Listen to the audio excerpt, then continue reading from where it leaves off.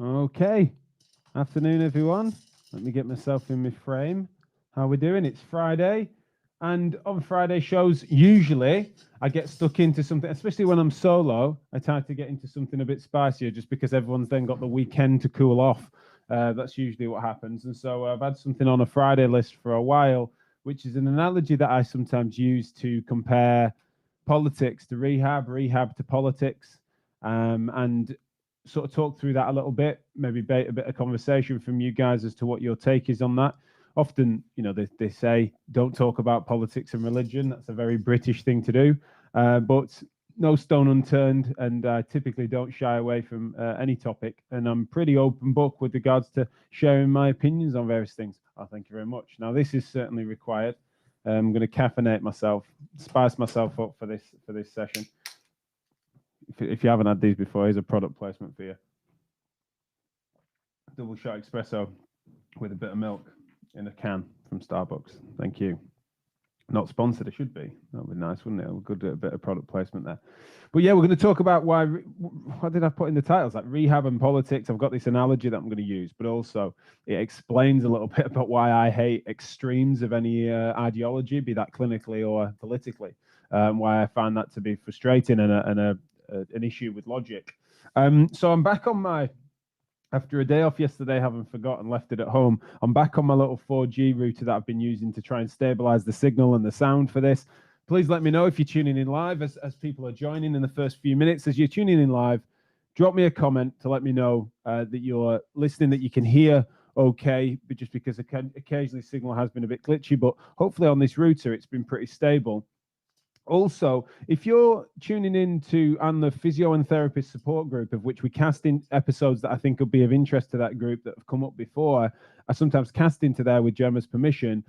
But unfortunately, if you comment from there, it sometimes comes up as being Facebook user rather than your name, and I can't always work out who's going where, and especially comments in series, I sometimes lose you. But we have now got a way in which we can get you to grant permission for me to bring your name and face up, etc. So generally speaking, we definitely want to be doing that. Now, tell you what's interesting. This is great, right? So Meekins, this is an in-joke that's just happened. So I was whilst I was prepping this show, I was listening to Ben and Adam on the Better Clinician Project. Check them out if you don't already know about their work, because that's brilliant. But I couldn't believe it. They're on a live stream talking about pelvic tilt of all things, and then they out to prominent researchers as being in a relationship, which I thought was pretty scandalous. And so I said I'd chew it over, but it won't be the primary topic until we're done for slander, and I need to keep my mouth shut. Of course, I'm joking. That didn't happen as I'm describing it, but that's kind of how they fluffed their lines on that topic. So they ended up making that mistake, which was fun. It was fun for me to be the heckler sometimes. I'm usually being heckled. But anyway, talking of contentious topics, we're going to be talking about politics. And not necessarily, those that know me know that I'm far from party political, mainly because there's nothing that I'd be proud enough of to champion there. But certainly I'm a fairly political beast. A few guests have mentioned that before. And also, it's something that I think is a useful, I think it's of interest. It certainly influences a lot of the things that I'm bothered about: healthcare, education, and policy that underpins good healthcare, good education. And so, yeah, I'm into that. But what I'm getting at, let me spit it out. It sounds like things are coming through loud and clear as far as I can tell. And so let me spit out what this core analogy is, right? And it's imperfect. All analogies are imperfect, but just indulge me this metaphor, right? In rehab, it's a fairly classic thing that historically, based on what is sort of an unfair stereotype of old school nursing, is that when someone's sick and needs caring for, then you will literally passively move them. So if let's use this patient in a chair, right? So if there's a patient in a chair, and historically, the caring thing to do was seen to be to think they're poorly, they need my help, I'm here to care for them, and therefore I'll do all the things with them, including lifting them from said chair when they need to go into another chair, into a wheelchair, or into bed, etc. There's a literal act of passively moving them as a caring thing to do, as I hope that they get better and no doubt get back on their feet. But fundamentally, it's this idea that this patient in a chair is to be then cared for. And we kind of then learnt a lesson that fundamentally that can disable people. Okay, when it sort of makes sense. And therapists sort of rarely think like this. And as I say, kind of one of the things that's been seen to motivate therapy growing out of various different professions is that essentially you're then getting this rehab model, which means that you're not going to be passively lifting them out of there, right? Now, that's the extreme sort of supposedly caring thing to do, to then just disable that person by doing something for them. And then essentially the same patient in the chair, instead of lifting them from it, you then basically then pressurizing them to say, I'm taking your chair away, right? The extreme version of, instead of lifting them from the chair if you need to, you just bundle them out of the chair because I need the chair for something else, right? It's the like stereotypical uncaring thing to do for a vulnerable person who needs said chair that's unwell. So that's sort of the extremes across where rehab doesn't sit in either of those things. Neither of those are rehab, right? The middle ground would be to train someone to be able to lift themselves and care out of said chair, right? Now, what am I suggesting that there's sort of a political analogy there? Is that fundamentally, I think that there are certain ideologies within the political spectrum that sometimes can then make those similar mistakes at its extreme. And so the core analogy plays as being that it's intuitively caring to some extent to then lift someone from a chair and put them into bed on a superficial level because you're just trying to be compassionate, but fundamentally might you disable them by taking away incentive. That is a sort of stereotypical left-wing perspective of many things, in which it's sort of seen as being raw compassion to just do more for others and give more to others. Now, as the other extreme was, in this instance, you could suggest you're in a right-wing perspective in order to say, if you can just motivate someone by externalities to know that that chair is going to be removed, then maybe that will motivate better behavior.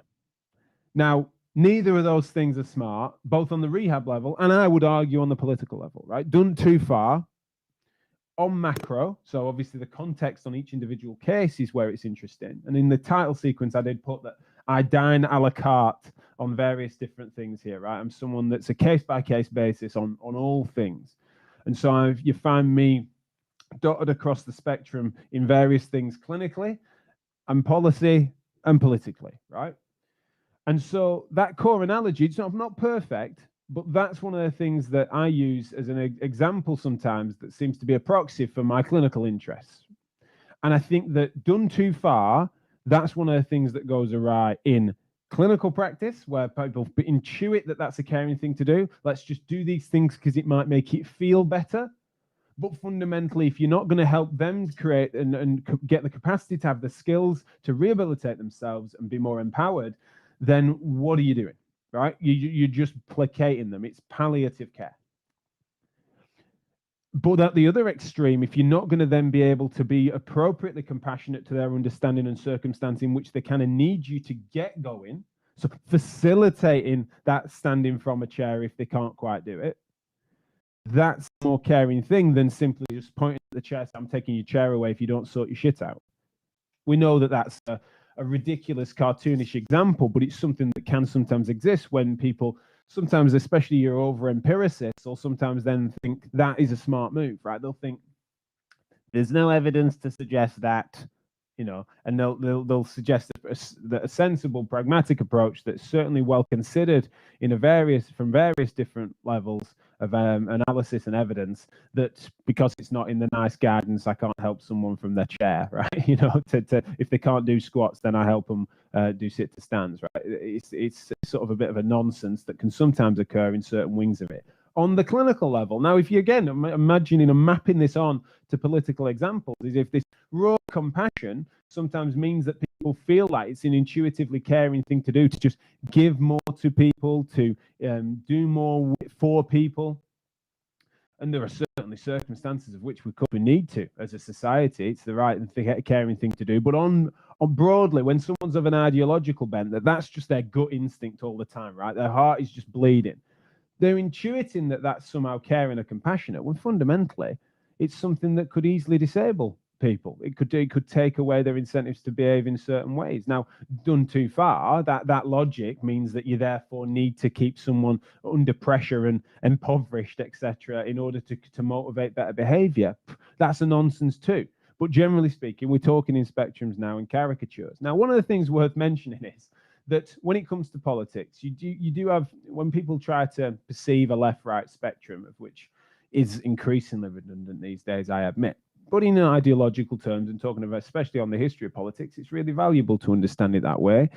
And there are sort of two lines, really. You have the economic left-right spectrum, of which it's distribution of wealth. You've got socialism and capitalism classically, balancing themselves out on different ends of that spectrum, left being socialism, of course, and sort of a libertarian-esque individualized capitalism being the far extreme of what would be a right wing there. But then you also have this social left and right, which often overlaps, but generally social left and right being that you've got sort of a blank slate communist style of perception that everything is socially constructed, and then you've got a far right of which they often agree in principle that things should be delineated that way, but essentially it's a deeply bigoted and sort of corrupted with racism and all the other things. So far right in a social sense is certainly something that we're not, this analogy plays less on. Now, the analogy, if you wanted me to place it onto this chair thing that I'm on about, right, is that you've got then a suggestion that if someone's sat in a chair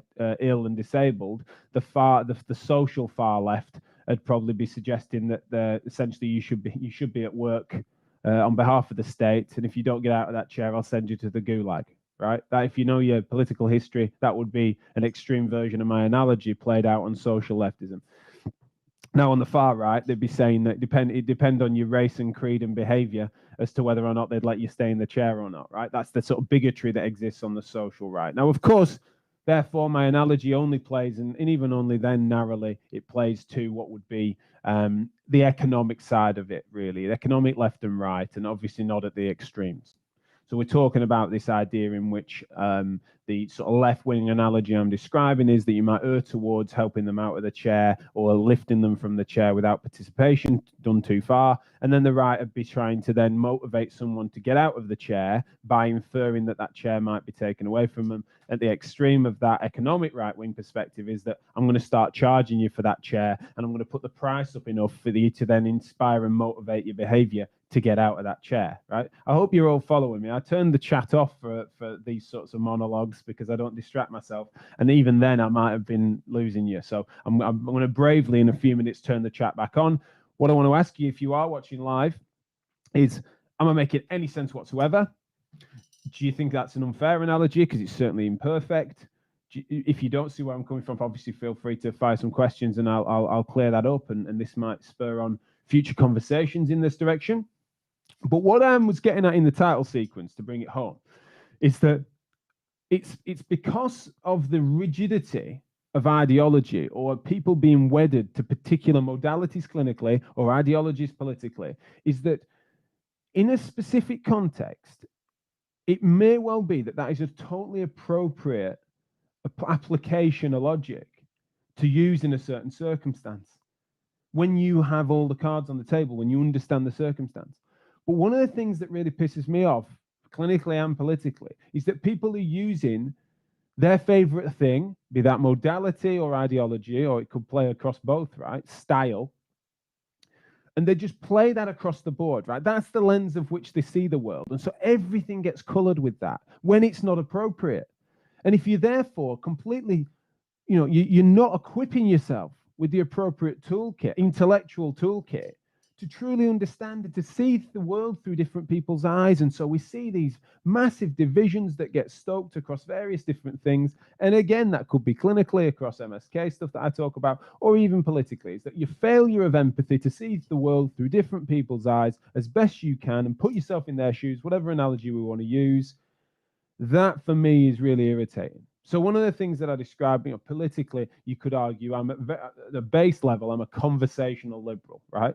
Regardless of where I end up, I want to get all the cards on the table. Everything should be discussed. Everyone should be able to have these conversations to try and understand and see eye to eye, agree to disagree, but basically find out where they stand on stuff.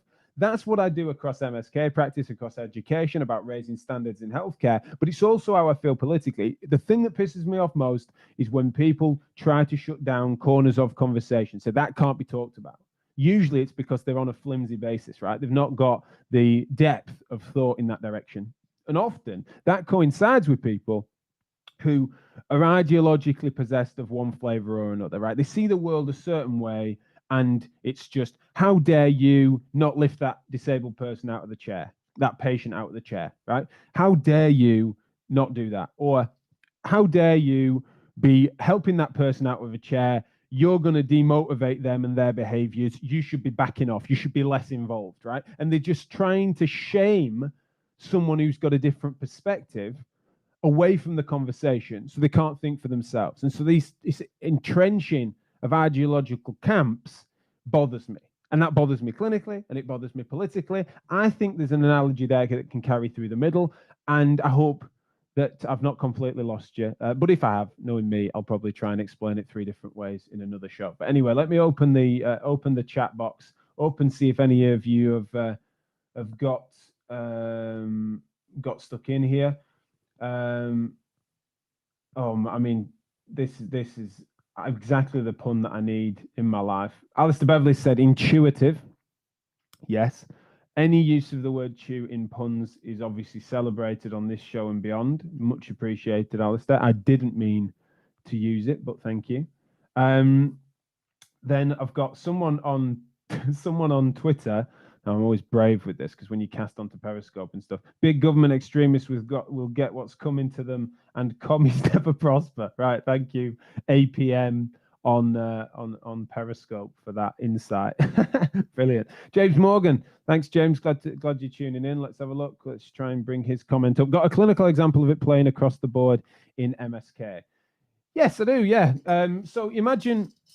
So my patient in the chair example probably doesn't apply as well. You know, it's obviously an inpatient example, probably more, or a community. MSK.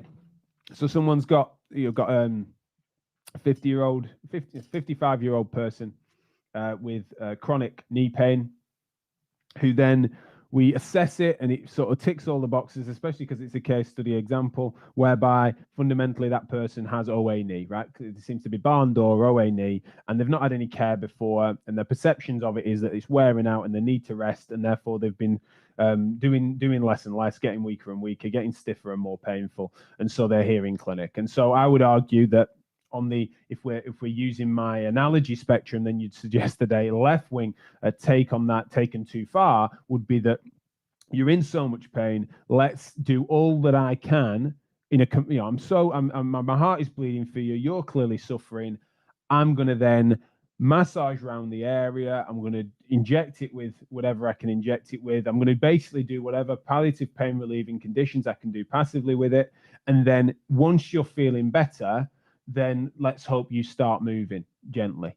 And that fundamentally it's that placating it and wrapping it in as much as we can, pain relief, etc. That would be the extreme of that. And then on the other side of it, then you've assessed the same person, you've come to the same conclusion of it being a fairly stereotypical OA knee, and then you are cracking the whip. You're basically then saying, right, we need to get you going, we need to get you moving, grit your teeth and grimace and fight it, and simply like there's no pain, no gain. You know, you've got to just get yourself stronger, get fitter, get moving more, and that they are not necessarily recognizing that that person would then, have all the disruption that would occur from that. Is, let's say they did comply, but you're going to be, disrupted sleep, etc., massive swelling. It's just been doing too much, right? So that's my sort of example there, James. I hope that plays onto MSK a little bit more closely than the person in the chair. Is that you've then got taken too far. You've got what seems to be both people think that they're being appropriately compassionate, but one side is then inferring that it's actually the caring thing to do to just make people's pain feel better, regardless of the fact that that's not then engaging them actively in something that would get long-term change. And the other side is inferring that you will get long-term change by making people put themselves through significant discomfort in order to rise through the other side of it. And now we know contexts in which each of those circumstances is more appropriate, both in MSK terms and in society, right? Is that sometimes when people are are down at their lower step, then sometimes they need more input and intervention in order to help them through. And then there's other times where things are less sensitive, less irritable, and someone's in a circumstance where doing the sort of Mr. or Mrs. Motivator card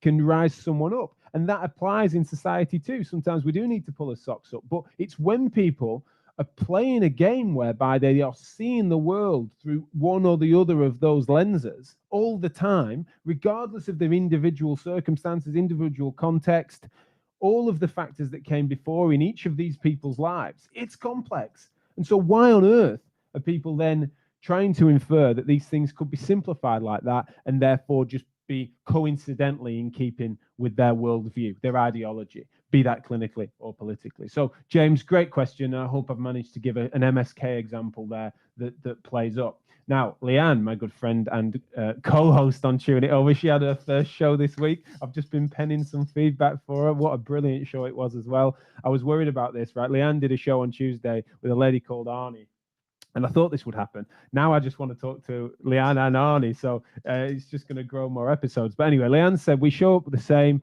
in many areas of our lives. Your ability as Jack to be a conversational liberalist is more than likely across the board, politics and healthcare.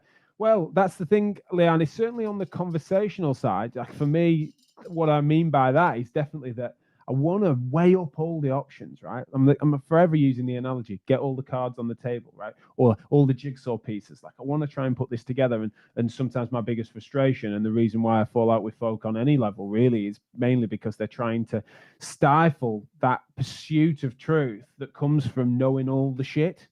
And so we need to try and do that. And so, yeah, thanks, Leanne, for joining in the comments. And thank you for hosting such a brilliant show on Tuesday. If those haven't checked it out, then please do find that episode. It was a brilliant one. And Leanne's going to be joining second Tuesday of each month as the host of the guest host of Tune It Over, which is brilliant. I've got Facebook user, which tells me that it's coming from the private Facebook group, but I've got a workaround to try and make sure we can work out who's who on this, but apologies. Absolutism is problematic clinically and politically. I don't see how a clinician with no awareness of their own bias can offer genuine patient-centered care. Completely agree. I'm sorry, I don't know who that is. And like I say, I've got a few things I need to do to try and make that work, but we can hopefully get a link to you all that can then give you permissions to share who your name is when you do that. Another Facebook user, it might have been the same one, this is the problem with that, has said, as a student, I did 3 MSK placements. First was Maitland, second Syriacs, my brain was pickled. The third, my tutor described herself as Heinz 57 physio. Lots of different things to do, what worked for patients. It really stuck with me. Now, I hope in that instance that said, whoever this Facebook user is, again, sorry that it doesn't come up with your name on here. I hope that third one was preferable. And that's my bias showing. That's the sort of thing is if you try and see the world through a Maitland lens, obviously Maitland classically in manual therapy terms is sort of concave convex rules, grade 1 to 5, pressure and mobilization, and trying to mechanically change people through manual therapy. And what we, to give Greg Maitland some credit, of course, back then we just didn't realize that there was physics-based implausibility in what we were suggesting we could do with our bare hands. James Syriacs, an American physiotherapist, I think, or surgeon, or someone that got into MSK, then had sort of a similar but adjacent take on things whereby, again, it was sort of correcting faults in people's biomechanics. And then, yeah, we need to take bits of those things, like most clinic days, I'm doing some form of what would be considered a Maitland mobilization, at least in assessment, right? Syriacs, less so. I'm trying to think what I do that might be Syriacs like. But you kind of got this. This is the thing. I think you should dine a la carte. That's what I would argue. Clinically, we need to try and take what is good. Rob Tyre uses a Bruce Lee quote, which is brilliant for this, but I don't want to risk butchering it. But Bruce Lee had said that you sort of take what is good and discard what is no good. And that was something that really stuck with me. Clearly not enough for me to remember the quote, but essentially that this person that's then said there, that is a process that I think is just smart and more patient-centered, because I don't think there's a modality or a style of practice that is conclusively superior I think there's a hierarchy. I'm not suggesting it's all the same, but I'm just meaning that generally we should be taking bits from each, and we should be learning across sectors and speak to your neuro and respiratory colleagues, especially these days, you know, in this COVID era. Like, hilarious if there's any MSK professionals that are rehabbing people and not bearing in mind the respiratory variables, especially if someone's had COVID. Even recently or what have you. You know, thinking multi-system in advanced practice, we should be thinking across that, across different spectrums, speaking to your osteopath colleagues, your sports rehab colleagues, etc. It just drives me crazy that people would devote themselves too narrowly. Now, that's not because they can't specialize there. You know, I admit that I have a broad interest rather than a really specific interest, but when it comes to clinical MSK stuff, if you're seeing a general caseload, I would argue that you need to be trying to get across the board and not pigeonhole yourself, because you'll restrict yourself and you restrict the outcomes you're going to be able to achieve because the patients are going to be frustrated by that. Now, of course, on this show, I'm talking about the political analogy that comes from that is that I would say that you should dine a la carte too and not devote yourself to ideology or heuristic, and instead try to understand, right, what are all the facts of the matter as we can understand them? What are the objective and subjective variables that surround each given case? If someone presents me with their opinion on green issues and climate change, I wish I couldn't guess with significant accuracy their opinion on border policy, right? That's irritating. It is massively irritating for me, because whilst I can understand that, of course, two people can hold views that are consistent with an ideological position on that, the fact that they so consistently do is something that is because they've, on an issue-by-issue basis, they've not necessarily got much of a thought across those two issues. They've just gut thrusted, or they've followed a demagogue that sort of suggested a certain thing, or they're in line with a particular political party in which it's just, I don't know what our policy is on this, rather than what is your reason for supporting a certain thing and not another, right? I should not be able to guess across those two things as easily as I can. And it's something I play that game a lot, especially when I meet new people. This is how fun I am in a pub when they were open, is if someone does, you know, I try to then predict their views across from those two issues, and the accuracy irritates me. Like, why should it? Of course, they're linked in some ways, and ideologically they certainly are. But I'm just meaning that, unfortunately, ideological reasoning is somewhat distinct sometimes from logical reasoning, or the ability for people to hear out all the arguments. Like, what's the strongest case against your position there? Like, what have you truly grappled with? And if I can give someone pause for thought, be that in MSK or in politics, within 5 minutes, then they're not a serious thinker. Now, I'm not saying I hold everyone to those standards to need to, you know, always be thinking as deeply about this as me, as a sado that I am. But I am meaning that when people have got a deep level of conviction over a certain topic and they're deciding to preach about it, or they're deciding to, what did I say before, whereby they sort of, they're holding that in such a way that they're dismissing any opposition to their position on it, yet a basic few minutes saying, what about this then, even just as devil's advocate, as you guys know I do for a living, that really that is annoying. If you've got a deep conviction and you're closing off any other proposing argument, regardless of what your position or argument is, then to me that's totally flimsy. And I'm not into that. And I'm not into it clinically, and I'll admit I'm not into it politically, partly because I'm a little analogy that I've used. Thank you so much for those of you that have engaged with me on the live chat. Hope I can get some feedback and some comments about this show for those that listen after the fact on their commutes, etc. It's been a really great week for shows, so please do check those back out over the weekend, and I'll be back on Monday for more Chewing It Over. Any other requests for who I have on as guests, or if anyone wants to put the hand up, throw the hat in the ring, you really can come over onto this show and chew over whatever it is you like. I've been Jack Chew, and it's been Chewing It Over. It's been a fantastic time that I've had with you all. Appreciate you, and I'll speak to you all soon.